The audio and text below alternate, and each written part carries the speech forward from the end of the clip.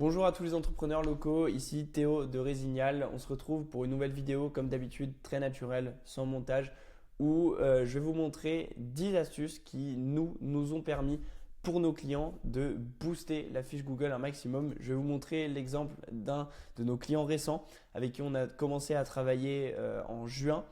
Et bien tout simplement, on voit que depuis juillet, sa fiche Google, elle a fait que augmenter. Alors là, on est en décembre, on vient de commencer le mois de décembre, donc forcément, on a une petite chute, mais je peux vous garantir que fin décembre, ce sera soit à la même hauteur, soit en haut. Mais on a ici une constante augmentation avec un volume d'interaction qui était en juillet, juin à peu près de 79 interactions et là on est monté à 220, 218 interactions. Donc les appels, ils ont décollé sur sa fiche Google, les clics vers son site web, ils ont aussi décollé sur sa fiche Google et aujourd'hui c'est devenu clairement l'un des principaux apporteurs de business au sein de son entreprise. Donc moi, ce que je veux vous révéler, c'est les 10 astuces qu'on utilise non seulement pour ce client, mais aussi pour les autres et qui vont vous servir vous aussi à avoir beaucoup plus d'interactions, beaucoup plus de personnes qui vous contactent via Google My Business, via votre fiche Google. Donc on commence tout de suite la vidéo, je ne vais pas trop traîner. L'idée c'est de ne pas faire de montage mais de rester sur des vidéos courtes. La première chose à faire et que peu d'entre vous font, alors que c'est vraiment la base quand vous allez commencer à travailler votre fiche Google, c'est d'analyser vos concurrents. Ça paraît tout bête, mais en fait, si vous choisissez la mauvaise catégorie principale, si vous postez pas assez de photos par rapport à vos concurrents, si vous n'avez pas assez d'avis, tout ça, toutes ces variantes-là, on va en discuter après, vous inquiétez pas, vous n'allez pas performer sur Google My Business. Donc au début, prenez-vous un petit temps, limite faites-vous un petit Excel ou un petit Google Sheet à côté et vous allez noter les différentes informations qui sont importantes. Je vais vous en donner quelques-unes. La première information qui va être importante, ça va être ok, mes concurrents, est-ce qu'ils ont le nom de la ville dans leur fiche Google? Parce que si les 5 premiers concurrents ont le nom de la ville, ça va être beaucoup plus compliqué que prévu de les détrôner, malheureusement. Donc là, j'ai tapé paysagiste à Antibes. Si cette personne, elle s'appelait Max Antibes Garden, lui Altrium Antibes Paysage, ça aurait été assez compliqué de les détrôner parce qu'en général, quand il y a le nom de la ville dans le nom de la fiche Google, ça va forcément ranker, donc être classé au-dessus, au top niveau. Voilà. Sauf des cas exceptionnels où, par exemple, là, peut-être que Max Hervion, il a travaillé sa fiche et il est là depuis des années. Et du coup, le petit nouveau qui va mettre Antibes dans son nom, il ne va pas forcément le détrôner. Mais bref, là, on s'égare un petit peu. L'idée, c'est déjà d'analyser leur nom, de mettre leur nom dans la première colonne de votre Google Sheet. Ensuite, de mettre le nombre d'avis qu'ils ont et le nombre d'étoiles. Hyper important, comme ça vous permet de faire une petite moyenne de combien d'avis vous avez besoin pour tout simplement être bien classé. Et surtout combien d'étoiles aussi il vous faut. En général, les étoiles, bon, il n'y a pas de secret, vous devez viser le 5 étoiles dans tous les cas. Mais voilà, peut-être que vos concurrents, en fait, ils ont que 4,2, 4,5 étoiles et donc vous n'avez pas besoin d'en avoir autant. Ça peut vous rassurer d'avoir cette info-là. Donc voilà, là par exemple, alors l'idée c'est pas de faire l'analyse, je ne l'ai pas forcément précisé au début, sur 20 résultats, c'est de le faire vraiment sur les 3, maximum 5 premières fiches Google. Au moins vous avez une bonne idée de ce qu'il faut faire. Donc voilà, faites une petite analyse et ce que je vous conseille pour continuer votre analyse, c'est d'installer la petite extension Google que j'utilise qui est complètement gratuite et j'ai pas de partenariat avec ou quoi que ce soit, qui s'appelle GMB Everywhere et qui vous permet en fait de regarder les infos comme la catégorie principale de vos concurrents sur sa fiche Google. Donc voilà, toutes ces petites infos en plus. Si là je clique sur Basique, il va me faire un audit de la fiche Google, il va me donner tous les liens pour que je puisse récupérer en fait les infos de cette fiche, comme par exemple les services que la fiche propose, enfin plein de trucs comme ça. Donc vraiment, je vous recommande d'utiliser cette extension, elle est gratuite à installer, il y a juste à se créer un compte et elle est super utile. Moi, je l'utilise au quotidien pour nos clients. Donc voilà. Ça c'est la partie analyse, très important. Bien sûr, il y a d'autres choses à analyser, le nombre de photos par exemple que vos concurrents ont. C'est des choses qui sont importantes. Au niveau du deuxième point, une fois que vous avez analysé vos concurrents, c'est tout bête. C'est un conseil bateau qu'on retrouve dans beaucoup de vidéos sur les fiches Google et vous inquiétez pas, il y aura des choses un petit peu plus intéressantes après. Mais c'est la base et 80% d'entre vous, je ne sais pas pourquoi vous ne le faites pas, complétez un maximum vos informations. Mettez vos sites web si vous en avez un, mettez vos horaires et tels qu'ils sont réellement. N'essayez pas de mentir. Au bout d'un moment, sur le long terme, vous allez toujours vous faire punir si vous mentez. Donc, mettez des choses qui retranscrivent vraiment la réalité de votre entreprise, vos vrais horaires, votre vrai nom sans essayer de mettre le nom de la ville ou quoi que ce soit. Ça sert à rien, vous allez vous faire choper en un mois. Pareil, votre vrai site internet, votre vrai numéro de téléphone. Ensuite, tac, je vais vous montrer un petit peu parce qu'on ne le voit pas forcément quand on est du côté client. Mais il y a aussi toutes vos villes d'intervention. Mettez-les et de façon vraiment très transparente. Même si votre zone d'intervention elle est grosse et qu'il y a beaucoup de villes, bah, c'est pas grave, il faut faire le taf. Mettez votre adresse, bien sûr, c'est essentiel. Complétez toutes ces infos-là si jamais vous pouvez les compléter. Est-ce qu'il y a un parking près de chez vous? Enfin voilà, vraiment complétez un maximum les infos. Plus vous fournissez Google avec des infos, plus il aura envie de vous récompenser en vous classant bien. Troisième conseil, et je vais aussi directement vous montrer ça, parce que c'est deux choses qu'il faut travailler sur le long terme. Je vais même vous montrer aussi un troisième, celui-là. C'est trois choses qu'il faut travailler sur le long terme sur votre fiche Google une fois que vous avez complété toutes les infos et que votre fiche Google est prête.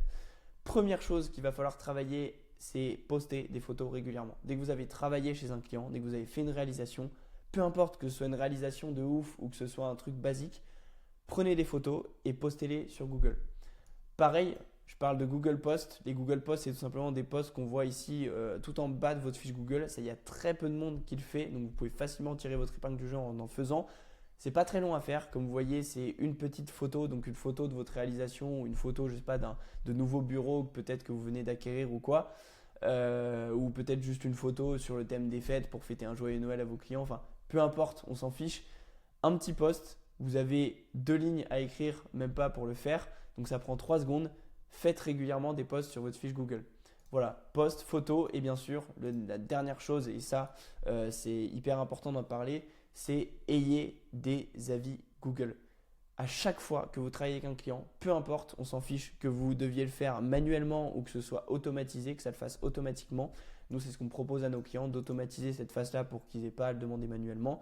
Mais faites en sorte que à la fin de votre projet, que ce soit manuellement ou automatiquement, vous demandez un avis à votre client. Hyper important. Sur le court terme, c'est chiant à faire. Vous n'avez pas envie forcément de le faire, vous n'y pensez pas, vous n'avez pas le temps. Sur le long terme, si vous prenez à chaque fois 5 petites minutes pour faire ça à chaque client, vous allez voir, vous allez vous retrouver avec une fiche avec une centaine d'avis qui vous notent entre 4,5 et 5 étoiles si vous faites bien votre taf. Et tout simplement, vous allez augmenter en termes de classement de façon exponentielle parce que déjà, c'est un critère de classement pour Google et en plus, c'est ce que les clients regardent. Donc, si vous avez des avis pas ouf, non seulement vous serez mal classé, mais en plus, on n'a pas envie de vous contacter. Alors que si vous avez des bons avis et que vous en avez beaucoup, vous allez forcément être mieux classé et les clients qui voient votre fiche auront envie de vous contacter. Donc voilà, pareil au niveau du nombre d'avis et du coup du nombre d'étoiles, on va viser la moyenne des 3 à 5 premières fiches que vous avez calculées normalement dans votre analyse. Voilà pour la partie avis, photo, Google Post. C'est hyper important. Ce que je vous conseille, c'est toutes les semaines pour vous y tenir, prendre quelques minutes pour faire votre Google Post de la semaine, poster les photos des projets que vous avez fait de la semaine et demander les avis aux clients que vous avez délivrés dans la semaine.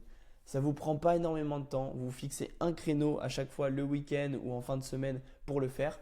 Et voilà, ça vous permet au moins d'avoir une fiche Google qui reste propre. Et bien sûr que si vous le faites de façon régulière, c'est-à-dire comme en fin de semaine, comme je viens de vous le dire, Google va voir que vous êtes actif et ça, je vous jure que Google est très attentif à ça et va vous récompenser si jamais vous faites ça. Ensuite, cinquième astuce, c'est d'avoir un site internet qui est connecté à votre fiche Google. Quand je dis site internet, ne faites pas les dupeurs, ne faites pas les trompeurs. Google sait très bien quand vous connectez votre Facebook, votre Instagram que ce n'est pas un site internet. Vous allez duper personne. Donc, en fait, si vous remplissez le champ site internet, remplissez-le avec un vrai site internet. Sinon, ça va vous desservir plus qu'autre chose. Vous n'allez pas duper Google en mettant votre Facebook au lieu de votre site internet. Google sait très bien que c'est votre Facebook. Donc, mettez un vrai site internet, hyper important. Si je tape paysagiste en type, vous voyez bien que les premières fiches, c'est que des fiches avec des sites internet. C'est un critère qui est hyper important. Moi, je trouve qu'après les photos, les avis et le fait d'avoir complété toutes les infos de votre fiche Google au maximum, c'est ce qui vient. Donc, c'est le 4e facteur le plus important pour que votre fiche Google soit classée. Et ça, j'ai l'habitude de le dire dans mes vidéos. Si jamais entre vos fiches Google, votre fiche Google et votre site internet, les infos concordent, surtout au niveau des services et des zones d'intervention, vous allez profiter d'un boost de malade, et aussi bien sur votre site internet que sur votre fiche Google. Donc faites ça bien, faites en sorte que les deux concordent bien, qu'il y ait les mêmes infos sur les deux. Si vous dites que vous travaillez dans une ville sur votre fiche Google mais que ce n'est pas sur votre site, bah, malheureusement ça ne concorde pas. Donc faites en sorte que le tout soit homogène, tout simplement. Si vous avez des réseaux sociaux, c'est encore mieux parce que ça va dédupliquer l'effet. En fait, quand ça concorde, Google se dit c'est une vraie entreprise. Leurs infos, elles sont pareilles partout. Ils sont référencés dans tel annuaire, ils ont tel réseau social, ils ont un site, ils ont la fiche Google. Ok, là je peux leur faire confiance.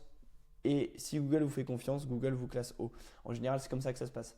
Donc, super important de connecter un site internet à votre fiche Google. Vous pouvez le faire vous-même si vous n'avez pas le budget. Vous pouvez passer aussi par des pros, qui est un service que nous on propose. Si jamais vous avez un budget un peu plus conséquent et que vous avez envie de faire des choses qui marchent vraiment, qui sont quali et d'avoir un site qui est bien référencé. Ensuite, très important, le 6e point, être plutôt inscrit dans plusieurs annuaires en ligne. Alors, je vais m'expliquer. Si vous êtes paysagiste, par exemple, vous pouvez trouver annuaire paysagiste à Antibes. Vous pouvez trouver quelques annuaires dans lesquels vous pouvez vous référencer, comme par exemple pour le basique, travaux.com, page jaune.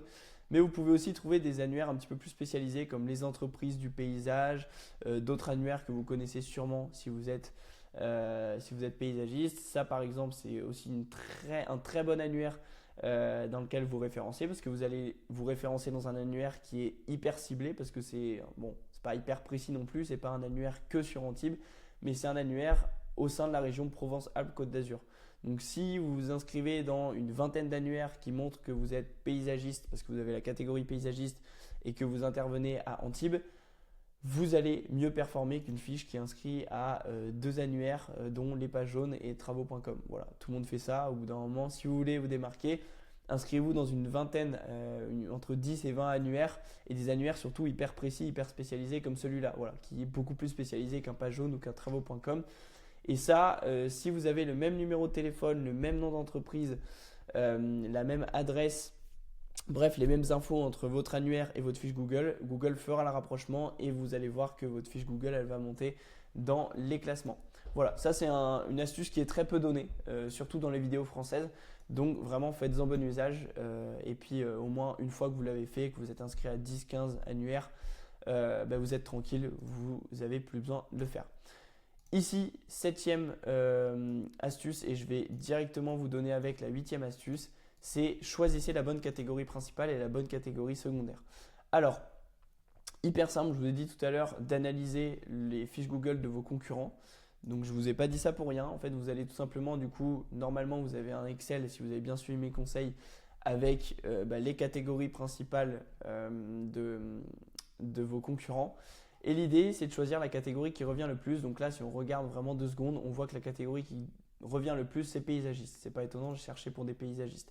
Mais parfois, je pense notamment aux architectes d'intérieur. Sur certaines villes, vous allez devoir choisir architecte d'intérieur pour bien vous classer.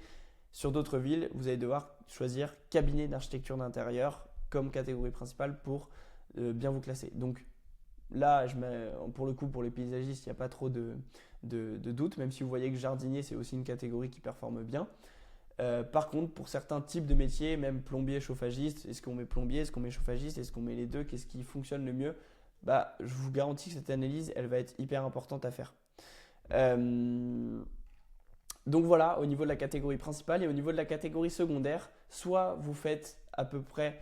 moi, ce que je vous conseille de faire, en fait, c'est de regarder les catégories secondaires de vos concurrents. Donc là, tac, si je clique, je vais voir toutes les catégories secondaires juste là qui sont montrées. Donc hop, ici, je vois les catégories secondaires. Là, il n'y a qu'une catégorie principale apparemment. Là, il y a une autre catégorie secondaire, tac, tac, tac, jardinier. Donc, vous pouvez faire une analyse des catégories secondaires de vos concurrents et ensuite vous supprimez les catégories secondaires qui sont des services que vous n'offrez pas. Par exemple, si les systèmes d'arrosage de pelouse vous ne gérez pas, c'est un service que vous ne proposez pas, vous le supprimez. Pareil pour les lagages.